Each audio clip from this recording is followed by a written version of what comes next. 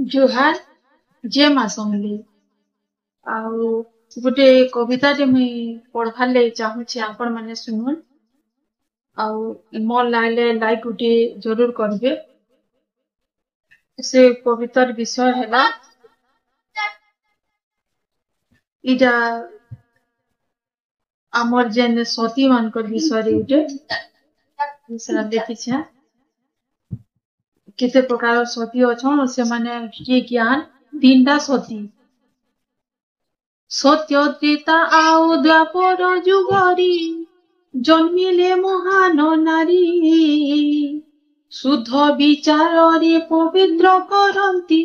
स्वामी को पारंती तारी पतिଙ୍କ सेवारे निष्ठा पूर्वक पत्नी धर्म पालुतिले जेते बाधा विघ्न आसुतिले मध्य तपस्या छाड़ू नथिले एही भली केते महिषी नारी जन्मितिले भूमंडले पृथ्वी पृष्ठ को पवित्र करंती साधना करंती जले एही भली थिले सीता माता सती बनवास गले पतिଙ୍କ सहित निज सुख भूली गमन करिले सती सतीत्व बलरे रावण राक्षस पाख सुधा मारे नाही अधरात्रे लुचि माता बोली कही अभ्यर्थना करी सेही सतीत्व बलरे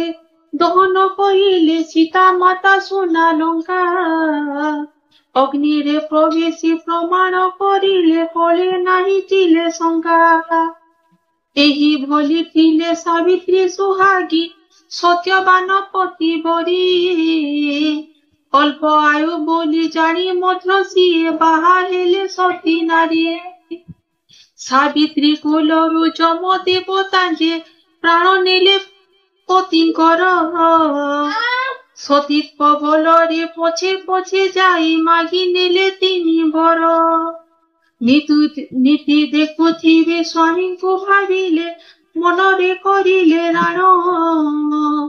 जम देवता जे हार मानि गले भूली गले निज पण अनुसया थिले महासती साधी अति ऋषि थिले पति देवी माने तांको सतीत्व भांगिबा पाई मुढ़ाइले मती सतीत्व भांगिबा लागे चिंतिले पठाइले तांको पति सतीत्व बलरे शिशु रूप गले जानी गले तांको गति सेही दिन ठारू प्रभु माता हेले लालन पालन काले देवी माने हारी निज गर्भ बुझी पड़ी गले पाद तले आजि काली नारी एही सब कथा विश्वास करंती नाही आधुनिका होई बजारे बुलंती अपवित्र करी मन और मुई तो तीनटा सती कविता पढ़ी आप भल लागले लाइक करबे रहली।